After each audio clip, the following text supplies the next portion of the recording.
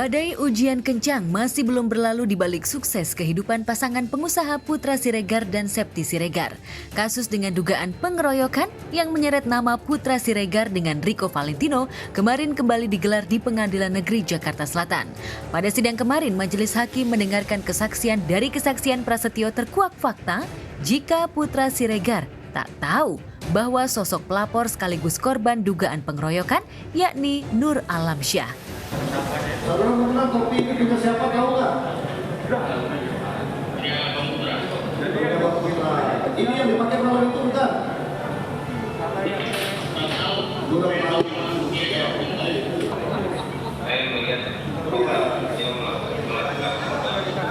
Siapa yang tidak tahu? Mengenal ada satu orang atau dalam keadaan mabuk lalu siapa aja yang ketemu? Banyak lagi yang melakukan, banyak orang lagi menurut saya sendiri. Tidak ada tujuan orang tertentu, tetapi siapa aja yang dekat dipukul gitu. Benar lagi menurut saya juga dipukul, pemilik kafe yang pengelola juga dipukul. Saudara Rico Valentino dan saudara Putra Siregar sebagai terdakwa menyampaikan kronologis kejadian dari sisi mereka. Tadi Putra Siregar ditujukan bukti berupa topi warna putih. Nah, topi itu diakuin milik Putra Siregar, tetapi itu bukan topi yang dipakai pada saat kejadian.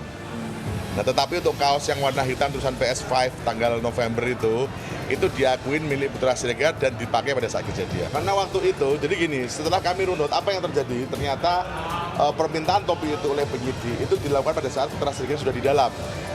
Sehingga hanya diminta, mana ambilkan, nanti ambilkan saja topi warna putih. Nah, diambilkan oleh orang yang bukan Putra Siregar. Sehingga ternyata itu bukan topi yang dipakai saat itu. Memang sidang belum mengarah pada dugaan kuat jika Putra Siregar sengaja melukai korban. Tapi kejadian insidental yang mengakibatkan luka pada korban akibat pengeroyokan ini akan berlangsung alot dengan sejumlah alat bukti yang diajukan para pihak. Putra Siregar sendiri seolah sulit mengelak setelah korban ogah menempuh jalur mediasi. Setelah peristiwa tersebut sebenarnya dari korban MNA belum melaporkan kepada kepolisian, hanya meminta visum saja karena mereka ingin ini ada jalan damai. Kan Riko-nya lagi mau dikeroyok orang, jadi saya ngebela, ngelerai. Nah, aku akhirnya karena lihat Riko mau dikeroyok, hampir mau meninggal Riko-nya. Namun sampai dengan 2 minggu kurang lebih tidak ada tanggapan, sehingga tanggal 16 Maret baru kasus ini dilaporkan kepada Polri secara resmi. Dia mengatakan saya memang kondisinya melanai. Ya. Yang kedua, keberatan jika kami banyak memukul saudara Nur Alamsyah, karena kalau misalnya banyak, tidak mungkin hasil visumnya cuma terlihat di sudut bibir kanan saja. Yang mulia.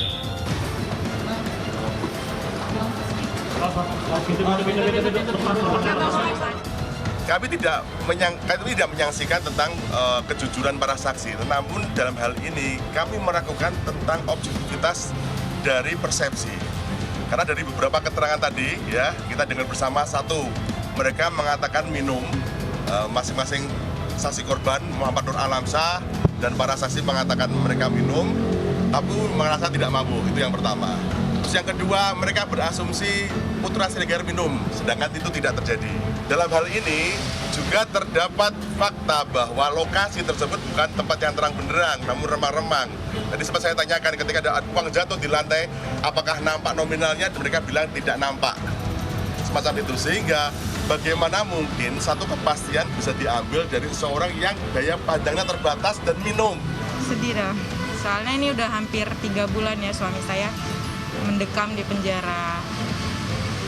Ya kita sedih banget sih. Pengennya kemarin cepat pulang, Idul Fitri udah nggak sama suami. Anak aku Asifa Aisyah ulang tahun nggak sama ayahnya, sekarang Idul Adha lagi.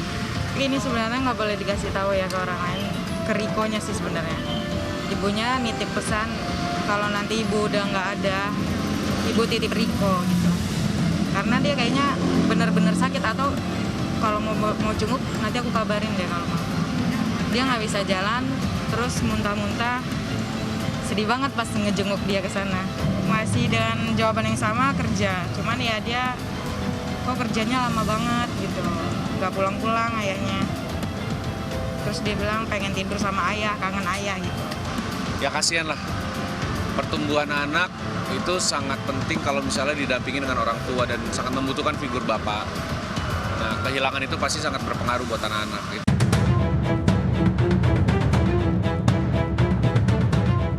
Sementara selain harus menghadapi kisruh kasus pengeroyokan buntut dari sebuah klub malam, Putra juga harus menyaksikan bagaimana sang istri Septi Yetri Opani berjuang sendirian dalam kasus perebutan merek dagang yang melibatkan pengusaha kecantikan Sandy Purnamasari.